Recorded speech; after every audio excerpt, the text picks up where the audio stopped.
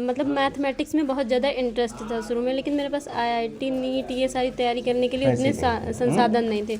और civil services परीक्षा मुझे ऐसी लगी कि मैं जो अपनी सेल्फ स्टडी से कर सकती हूँ, अपनी मेहनत से कर मतलब सकती हूँ। आपने सिविल इसलिए चुना कि क्योंकि ये मैं उसको अपने पैसे के भाव में भी इसको पढ़ा जा हाँ, सकता इसको है। किया जा सकता है। इसमें हमें कोई बहुत बड़ी कोचिंग की ज़रूरत नहीं है। मुझे लगता है कि अगर अपने से भी किया जाए तो कर सकते हैं। कहने का मतलब अगर आपके पास पैसे होते तो आप डॉक्टर इंजीनियर बनने की सोचती। हाँ, तो लिस्ट में नाम आ जाएगा, लेकिन इतना नहीं पता था। तो रिजल्ट देखने के बाद बहुत ज़्यादा खुशी हुई और फिर अच्छा लगा कि इतने दिनों का संघर्ष मेहनत आखिर रिजल्ट में बदल गया। मैंने शुरू में ये किया था कि जो बेसिक बुक्स होती हैं जो लगभग सभी फॉलो करते हैं, जैसे लक्ष्मीकांत हो गई, स्पेक्ट्रम हो गई, और ये सारी बुकें मैंने पढ़ी। उसके बाद मैंने पीवाईक्यूज देखे, जो प्रीवियस ईयर क्वेश्चन पेपर थे उसको, और मेंस का सिलेबस देख के, मेंस का मैंने सिलेबस का पॉइंट वाइज 6, 7, 8 की हिस्ट्री, ज्योग्राफी, पॉलिटी की। लेकिन फिर मैंने ज्योग्राफी के लिए पूरा 11, 12 की भी पढ़ी थी। सारी एनसीईआरटी नहीं पढ़ी थी, लेकिन ज्योग्राफी के लिए 11, 12 की भी पढ़ी थी। उसके बाद मैंने ऐसे जो बेसिक बुक्स होती हैं, मिडिवल हिस्ट्री की सतीश चंद्रा हो गया, और प्राचीन इतिहास के लिए मैंने एस.के. पांडे पढ़ा, हिस्ट्री के लिए स्पेक्ट्रम पढ़ा था, पॉलिटी के लिए लक्ष्मीकांत पढ़ा था, और सर पर्यावरण के लिए मैंने परीक्षावाणी की किताब पढ़ी थी। अच्छा, इंटरव्यू के लिए क्या तैयारी की थी? इंटरव्यू के लिए ये था कि अपनी पर्सनालिटी पे अच्छे से, जो मुझे अपने विचार जानना है, पहले खुद को अच्छे से वह जानना। पथ क्या पथि कुशलता क्या, जिस पथ में बिखरे शूल न हो, नाविक की धैर्य कुशलता क्या, यदि धाराएं प्रतिकूल न हो। ये कहावत मैंने कई बार कई जगह कहा है, लेकिन सही मामले में ये लागू होती है। सोनम बिटिया बगल में बैठी है, सोनम यादव, गद्दोपुर अयोध्या की बिटिया, समाज कल्याण की जो कोचिंग चलती है उससे पढ़ के एसडीएम बनी है और 20वीं रैंक आई है यूपी पीसीएस में। आज जो सब सफल जो प्रतियोगी हैं उनके क्रम में आज हैं हम सोनम यादव जी के पास, और जानने की कोशिश करेंगे कि इनका स्ट्रगल कैसा रहा, इन्होंने सिविल की तैयारी, इनके अंदर कैसे कैसे इनके मस्तिष्क में कीड़ा आया कि सिविल की तैयारी हमको की जाए। बेटा ढेर सारी शुभकामनाएं। बहुत बहुत धन्यवाद सर। कैसा लग रहा?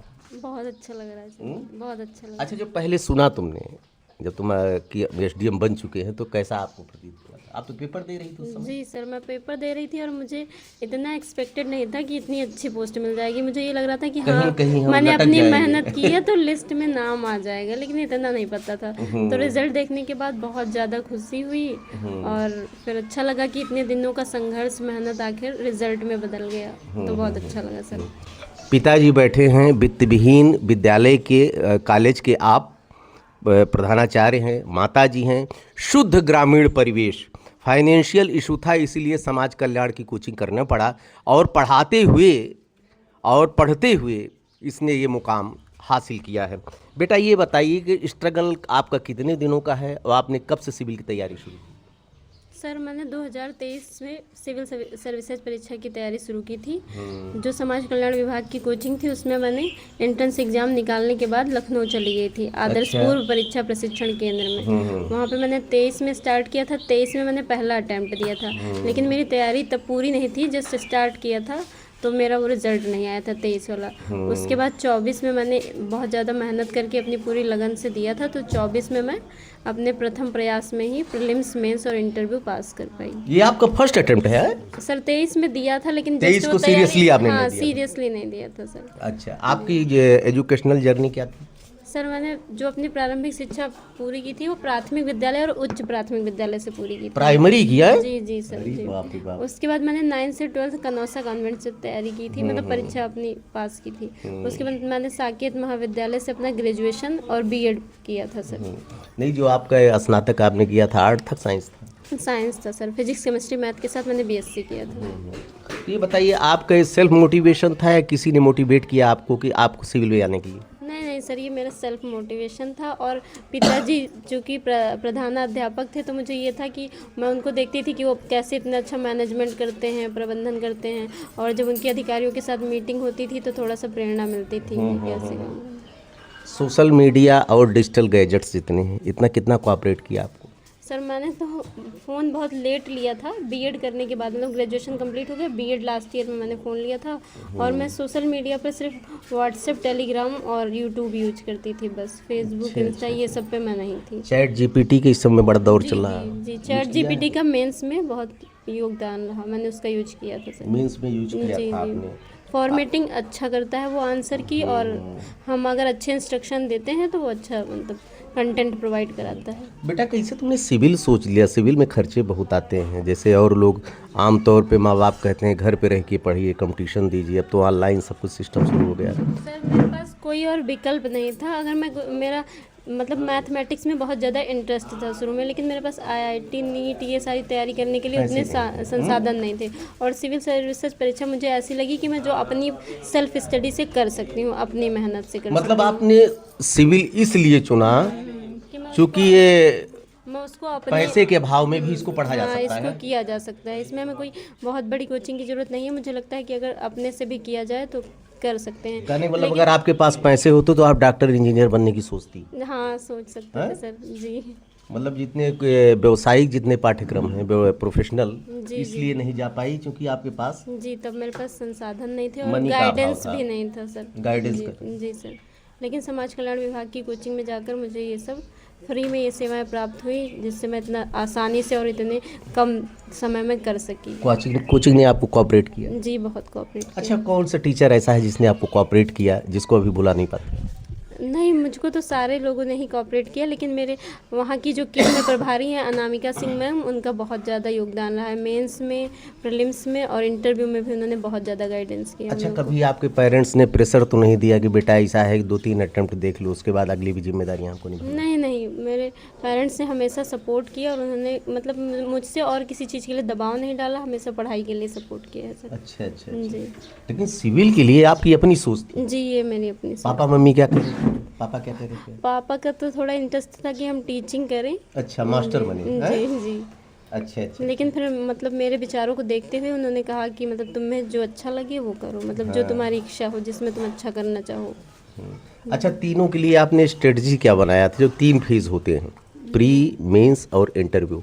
प्रीलिम्स मैंने शुरू में ये किया था कि जो बेसिक बुक्स होती हैं जो लगभग सभी फॉलो करते हैं, जैसे लक्ष्मीकांत हो गई, स्पेक्ट्रम हो गई, और ये सारी बुकें मैंने पढ़ी। उसके बाद मैंने PYQs देखे, जो प्रीवियस ईयर क्वेश्चन पेपर थे उसको, और मेंस का सिलेबस देख के, मेंस का मैंने सिलेबस का पॉइंट वाइज नोट्स बनाया, जो उसके टॉपिक होते हैं उसका सारा नोट्स बनाया अपनी खुद की, जो कि बहुत ज़्यादा हेल्पफुल रही, क्योंकि नोट्स बनाते टाइम हमें सारी चीज़ें लगभग। बुक्स क्या आपने पढ़ा था? ये एक आपके चाचा जी के चैम्बर के एक वो हैं, वकील हैं, वो भी कंपटीशन दे रहे हैं, वो कहीं ये बच्ची से ज़रूर पूछ लीजिए। जी, मैंने तो NCERT कुछ पढ़ी थी, 6, 7, 8 की, हिस्ट्री, ज्योग्राफी, पॉलिटी की, लेकिन फिर मैंने ज्योग्राफी के लिए पूरा 11, 12 की भी पढ़ी थी। सारी NCERT नहीं पढ़ी थी, लेकिन ज्योग्राफी के लिए 11, 12 की भी पढ़ी थी। उसके बाद मैंने ऐसे जो बेसिक बुक्स होती हैं, मिडिवल हिस्ट्री की सतीश चंद्रा हो गया, और प्राचीन इतिहास के लिए मैंने SK पांडे पढ़ा था, मॉडर्न हिस्ट्री के लिए स्पेक्ट्रम पढ़ा था, पॉलिटी के लिए लक्ष्मीकांत पढ़ा था, और सर पर्यावरण के लिए मैंने परीक्षा वाणी की किताब पढ़ी थी। अच्छा, इंटरव्यू के लिए क्या तैयारी की थी आपने? इंटरव्यू के लिए ये था कि अपनी पर्सनालिटी पे अच्छे से, जो मुझे अपने विचार जानना है, पहले खुद को अच्छे से जानना है, तो मेरा क्या क्या चीज़ें थी मैंने उस पर थिंकिंग की, अपनी हैबिट पे, और सारी ये सब चीज़ें मैंने देखा, मेरी हॉबी क्या है, मेरा यहाँ जाने का लक्ष्य क्या है, और मेरे अंदर क्या कमियाँ हैं, और मेरा क्या स्ट्रॉन्ग पॉइंट है। मैंने इसको पहले अच्छे से देख के उस पर एनालिसिस किया, और उसके बाद मैंने करंट की घटनाएँ तैयार की, हॉबी पे काम किया, और मॉक इंटरव्यू मैंने अपने संस्थान में दिए थे, जो 2 चले थे सर। और वहाँ की जो केंद्र प्रभारी थी अनामिका सिंह मैम, उनका बहुत सपोर्ट रहा, उन्होंने इंटरव्यू पर हम लोग से काफ़ी चर्चा की, मतलब अपना काफ़ी समय देकर हमको गाइड किया था सर। अच्छा, ये बताइए कि आप ये मीडियम जो होता है, जी इंग्लिश मीडियम, लोग कहते हैं कि इंग्लिश मीडियम में ज़्यादा सामग्री आपको मिलती है और हिंदी मीडियम में थोड़ा टफ है, क्या आपको लगा? सर, मुझे तो ऐसा कुछ नहीं लगा। मुझे लगता है कि अगर आप अपनी लगन से, मेहनत से करते हैं, कोई मीडियम भी हो आप कर सकते हैं। जैसा कि मेरा रिजल्ट रहा है कि पहले ही प्रयास में इतनी अच्छी रैंक, मतलब, तो मुझे कभी मीडियम का कोई फ़र्क नहीं लगा। जी। इथिक्स और इससे कैसे तैयार किया आपने? एथिक्स की हमारे संस्थान में कुछ क्लासेस चली थी, मैंने उसको किया था, और फिर उसके बाद उसके नोट्स बनाए, जो उसकी डेफिनेशन होती हैं उनके नोट्स बना बना के अच्छे से याद किया। एग्जाम्पल के रूप में जो अधिकारी लोग के एग्जाम्पल होते हैं और महान व्यक्तित्व, इन सबको अपने आंसर में ऐड किया सर। जी। प्लान बी भी कुछ दिमाग में था, क्योंकि सिविल के लिए बहुत पेशेंस की ज़रूरत होती है, और बहुत आपने जो बयाना लिया था बहुत कह सकते हैं कुछ भी संभव था।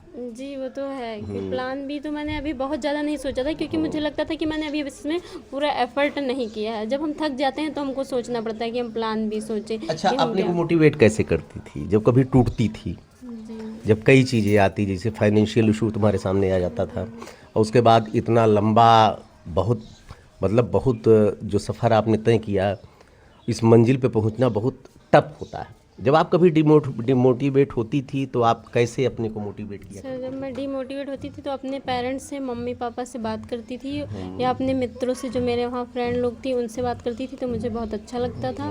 और खाली समय में मैं मोटिवेशनल सॉन्ग भी सुनती थी, मतलब ये मुझे अच्छा अच्छा। पसंद था।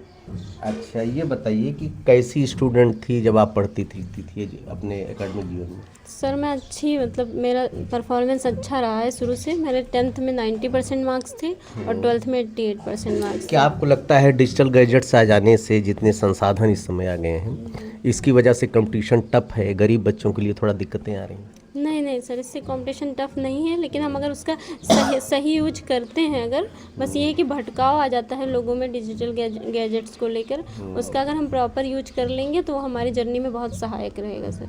अच्छा, ये बताइए, जब आप पेपर दे रही थी, आपका हिंदी का पेपर हो गया था, इससे कि उसी दौरान आ गया होगा, रिजल्ट आ गया होगा, तो आपने पेपर छोड़ दिया? जी, फिर मैंने पेपर छोड़ दिया, क्योंकि फिर मुझको अपनी पोस्ट मिल गई थी और फिर एक सीट ही खराब होती, तो उस जगह पे किसी योग्य का चयन हो जाए, इसलिए ये मैंने आपकी फिर। बड़ी अच्छी सोच कि एक सीट खराब हो। जी जी जी बिल्कुल, ये उससे आपका कोई कब फायदा दिमाग नहीं में, था। तो जी ये पड़ाव आपका, ये आप पड़ाव माना जाए कि आपको मंजिल मिल गई? सर, ये पड़ाव ही मान सकते हैं, क्योंकि मंजिल तो ये नहीं है। मंजिल ये तो एक माध्यम है, अभी तो इसके माध्यम से ही हमें अपने समाज के लिए कार्य करना है, लोगों के लिए, अच्छा, जनता क्या के करना लिए। चाहोगी, क्या आपके दिमाग में है, समाज के लिए क्या काम करना सर चाहोगी? मेरा ये है कि जो मुझे दायित्व मिले, जो जिम्मेदारियां मिले, मैं उनके अच्छे से निर्वहन कर सकूं और लोगों में, समाज में एक सकारात्मक परिवर्तन ला सकूं, और प्रशासन और जनता के बीच में जो वो है गैप है, उसको फिल कर सकूं, ताकि ये ना हो कि मतलब दोनों में मिलजुल के आपस में काम करेंगे तो हम समाज को आगे ले जा सकते हैं और राष्ट्र को भी आगे ले जा सकते लड़कियों के संदर्भ में बेटा सोच अभी बदली नहीं है लोगों की। खैर कस के जहाँ से आप आती हैं, जिस परिवार से आती हैं, जिस समाज से आती है, अभी बहुत पिछड़ापन है। हैं। जी और जबकि बहुत सरकार की तरफ से बहुत सी सपोर्टिंग हो गए, जिसे आपका कई चीज़ें हैं, रिजर्वेशन फैक्टर भी एक ले सकते हो, लेकिन कोई सही बेनिफिट भी नहीं उठा पा रहे हैं। ये तो है सर, ये जानकारी का अभाव है। मुझे लगता है कि शिक्षा को बढ़ावा देना चाहिए, क्योंकि शिक्षा ही वह माध्यम है जिससे हम बहुत ज़्यादा क्रांतिकारी परिवर्तन ला सकते हैं। तो शिक्षा को बढ़ावा देना चाहिए और समाज में अपने बच्चों पे, लड़कियों पे भरोसा करना चाहिए। पेरेंट्स की तरफ से भी ये ठीक है, वो भी अपनी सिक्योरिटी, सुरक्षा को लेके ही थोड़ा सा अलर्ट होते हैं, लेकिन अगर दोनों के प्रयास से किया जाए, बच्चे भी अपने तरफ से प्रयास करें कि वो माता पिता को अपना विश्वास दिला सकें और माता पिता भी विश्वास करें उन पे, उनको मौका दें, तो बहुत अच्छा कर पाएंगे वो। पिताजी हैं, चूँकि बच्ची के लिए अभी लाइन मीडिया कर्मी और मित्र आएंगे, जाना भी है कहीं है, पापा जी से बात करेंगे। कैसा लग रहा सर? बहुत अच्छा लग रहा है, आप पधारे हैं, आपको बहुत बहुत धन्यवाद। सबसे बड़ा कंपटीशन तो आपका भी था, धैर्य तो आपके लिए भी माने रखता था, क्योंकि बच्चियों के संदर्भ में लोग धैर्य बहुत कम रख पाते हैं। नहीं, मुझे जो है अपने बच्चों पर विश्वास है कि वो जो करेंगे अच्छा करेंगे।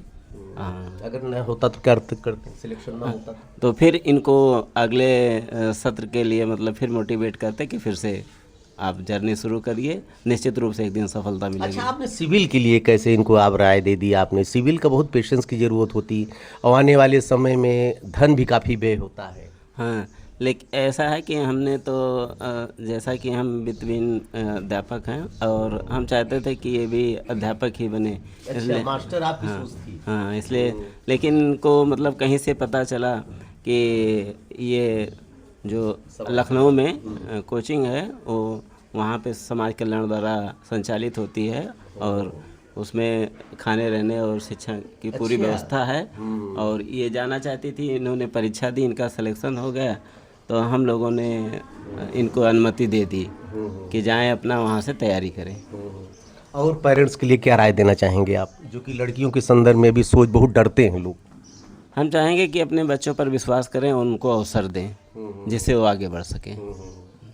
माता जी हैं, कैसा लग रहा है आपको? बहुत अच्छा लग रहा है, धन्यवाद। हैं? बहुत अच्छा लग रहा है। बिटिया अधिकारी बन गए? हाँ सर, अधिकारी बन गई, बहुत मेहनत की है। अच्छा अच्छा अच्छा, आपको उम्मीद थी? उम्मीद थी। अच्छा, कैसा व्यवहार रहता था आपके प्रति इसका? बहुत अच्छा व्यवहार रहता था बच्चे का। बहुत अच्छा व्यवहार रहता था। आज के समय में कंपटीशन केवल उस बच्चे का नहीं जो सिलेक्ट होता है, कंपटीशन माँ बाप का भी है, क्योंकि माँ बाप को भी वो चाहें तो बच्चे को कहाँ आगे, कभी उनके ऊपर दबाव न बनाएं, उनको किसी भी तरह से ये ना उनके दिमाग में आए कि ये नहीं होगा तो फिर क्या होगा। माँ बाप को चाहिए कि हमेशा साथ खड़े रहें कि बेटा होगा होगा, नहीं होगा, हम तो है ही हैं साथ में। माँ बाप का सिंबल बहुत बड़ा उनका योगदान होता है। चाचा जी हैं, अयोध्या कचहरी में अधिवक्ता हैं, हमारे मित्र हैं, और कचहरी में जो खुशी है, जो वहाँ पर 3000 वकीलों की जो खुशी है, उसको कैसे आप सेलिब्रेट करते हैं सर? इधर आ जाइए। कमलेश यादव जी अधिवक्ता हैं, इनके चाचा जी हैं। सर क्या कहेंगे? सबसे पहले मैं आपको बहुत बहुत धन्यवाद देना चाहता हूं कि आप अपने इस चैनल के माध्यम से समाज में एक इस नई सोच पैदा कर रहे हैं और बच्चों को मोटिवेट कर रहे हैं। इस बच्ची ने जो है इतने लोअर स्तर से उठ के इतना बड़ा अचीवमेंट पाया है। वो पूरे समाज और विशेषकर जो आर्थिक रूप से कमज़ोर वर्ग हैं उनके लिए एक प्रेरणा स्रोत बनी है, जिससे आगे इनसे प्रेरित होकर वो बच्चे आगे बढ़ेंगे। एक चीज़ है, आज चूँकि आप वकील हैं, आपसे साफ बात की जा सकती है। आज के समय में लोग राजनीतिक रुचि ज़्यादा ले रहे हैं, नई जनरेशन, मतलब अपने गोल की तरफ उनका नहीं ध्यान है। और जो बच्चा पैदा होता है 4, 6, 7 साल में वो राजनीति जरूर सीख जाता है। मुख्यमंत्री का नाम, प्रधानमंत्री का नाम, पार्टी का नाम, विचारधारा के नाम, ये चीज़ें आजकल ये समाज में बहुत ज़्यादा गंदगियाँ फैल रही हैं। ये गंदगियाँ इसलिए फैल रही है कि अभी समाज अपना बहुत पिछड़ा वर्ग, बहुत पिछड़ा है शिक्षा के क्षेत्र में। तो राजनीति है बनरस खा लिया भाई। ना राजनीति भी जो है अब यहाँ एक टेंडेंसी, एक धारणा बन गई है। क्योंकि आप देखते हैं कि जो रूरल क्षेत्र है, गांव का क्षेत्र है, राजनीति वहीं जन्म लेती है। क्योंकि ऐसे क्षेत्रों में शिक्षा का बहुत बड़ा अभाव है। ठीक है, तो इसी अभाव की वजह से ये बहुत आसान बन गया है राजनीति करना। थोड़ा सा पढ़ लिए, वो भी इलिटरेट समझिए, उसके बाद नेता बन गए, वो नेता बन गए। और सबसे बड़ी चीज़ है कि बनने के बाद, उनके पाने के बाद अपने समाज भूलते हैं। जी जी, क्योंकि वो तो शिक्षित है ही नहीं है, शिक्षित है ही नहीं है। तो उनके पेरेंट्स अगर उनको अच्छी गाइडेंस दें, क्योंकि आप जान रहे हैं कि अभी भी अपना देश मूल रूप से शिक्षक क्षेत्र में बहुत पिछड़ा हुआ है। ठीक है, तो जब पेरेंट्स ही कायदे से शिक्षित नहीं हैं तो अपने बच्चे को कहाँ से वो शिक्षित कर पाएंगे, उनको कहाँ से एक प्रदर्शन प्रदान करेंगे। तो इसके लिए समाज को ठीक से पूरी रूप से शिक्षित होना ज़रूरी है, तभी अपना समाज आगे बढ़ पाएगा और बच्चे जो है पढ़ाई लिखाई के क्षेत्र में आगे बढ़ पाएंगे। समाज और देश का विकास तभी हो सकता है। जी जी। आप हैं कमलेश यादव जी, अधिवक्ता हैं। आपने मूल चीज़ को रख दिया कि आज के समाज में मेन चीज़ है अपना गोल अचीव करे। राजनीति को ही मेन मकसद आज के समय में जो समाज के लोग मान लिए हैं, ये बहुत गलत बात है। देखते रहिए अयोध्या दर्पण। ढेर सारी शुभकामनाएं आपको। धन्यवाद।